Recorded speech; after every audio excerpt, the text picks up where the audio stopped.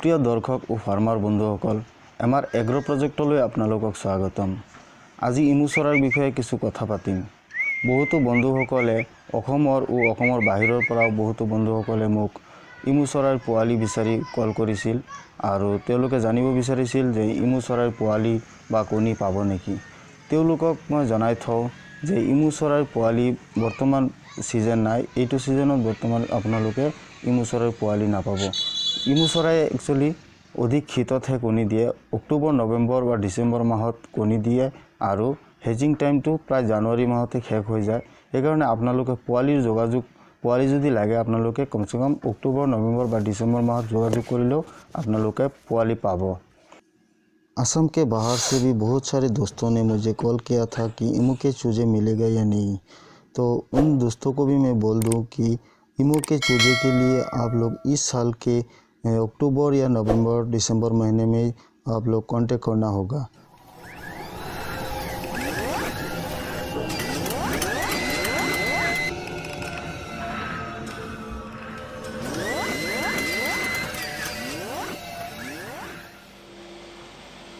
এতিয়া আহোঁ ইমু চৰাইৰ বিষয়ে কিছু।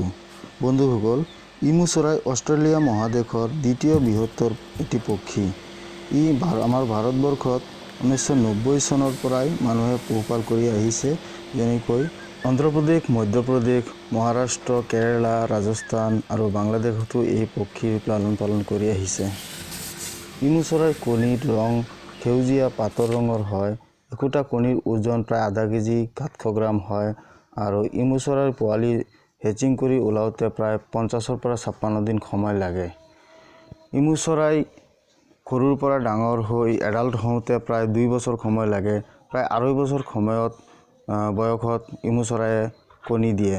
এটা প্ৰাপ্তবয়স্ক ইমুৰ ওজন প্ৰায় 60 পৰা 70 কেজিলৈকে হয় আৰু ইমু চৰাইৰ মাংস বহুত দামত বিক্ৰী কৰা হয় আৰু ইয়াৰ মাংসৰে বহুত মূল্যৱান ঔষধো বনোৱা হয় আৰু ইয়াৰ ছালেৰে আমাৰ যেনেকৈ চামৰাৰ বেগ, জোতা, চেণ্ডেল, বেল্ট ইত্যাদি বস্তুসমূহ বনোৱা হয় আৰু ইমু চৰাইৰ কণীৰে যেনেকৈ কসমেটিক্স আইটেমসমূহৰ তেল, চাবোন, ক্ৰীম ইত্যাদি বস্তুসমূহ বনোৱা হয়।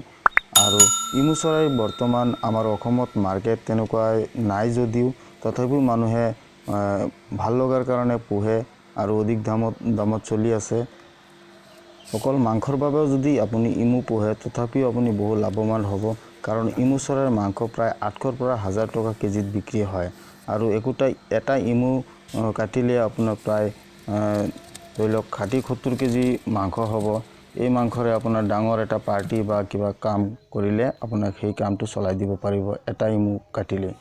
তেনেকৈ ইমুৰ দেখাটো ধুনীয়া আৰু মানুহে ইমুৰ নতুন প্ৰজাতিৰ পাখিটোৰ কাৰণে বহুত হেঁপাহ এইটো পুহিবৰ কাৰণে।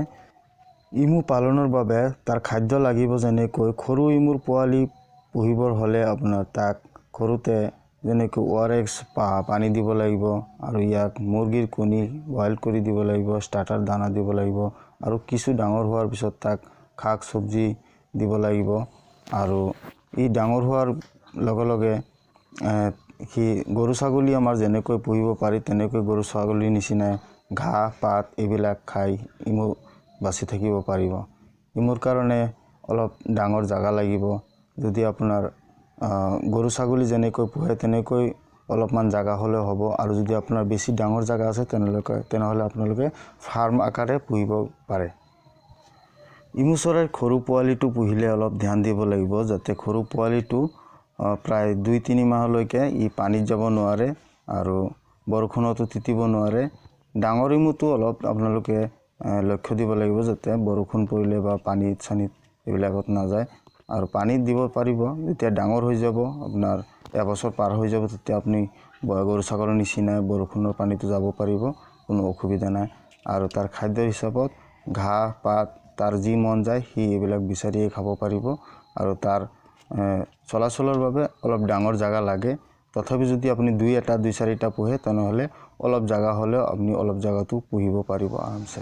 বন্ধুসকল, আপোনালোকৰ যদি ইমু পালনৰ বাবে হেঁপাহ আৰু আশা আছে তেনেহ'লে আপোনালোকে ইমু পুহিব পাৰে আৰু যদি আপোনালোকে মোৰ কণ্টেক্ট কৰে তেনেহ'লে এইটো বছৰৰ অক্টোবৰ নৱেম্বৰ মাহতে যোগাযোগ কৰিব লাগিব ইমু চৰাইৰ কাৰণে। আমি সেই হিচাপত ইমু চৰাইৰ কণী হেচিঙত দিম আৰু আপোনালোকে ইমু চৰাইৰ সঠিক সময়তে আপোনালোকে ইমু চৰাইৰ পোৱালি পাব। আৰু ইমু চৰাইৰ পোৱালিটো কেনেকৈ লালন পালন কৰিব লাগিব সেই বিষয়ে আমি আপোনালোকক জনাই থাকিম।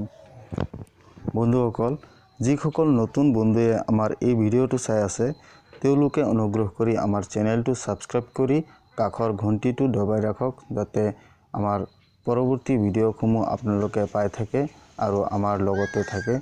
আৰু নতুন পুৰণা সকলো বন্ধুসকলক আমি ধন্যবাদ দিওঁ, যাতে আমাৰ চেনেলটো চাই আৰু আমাৰ ভিডিঅ'সমূহ চাই, আমাৰ ফাৰ্মিংসমূহ চাই কেনে লাগিল আপোনালোকে আমালৈ মন্তব্য কৰিবলৈ নাপাহৰিব।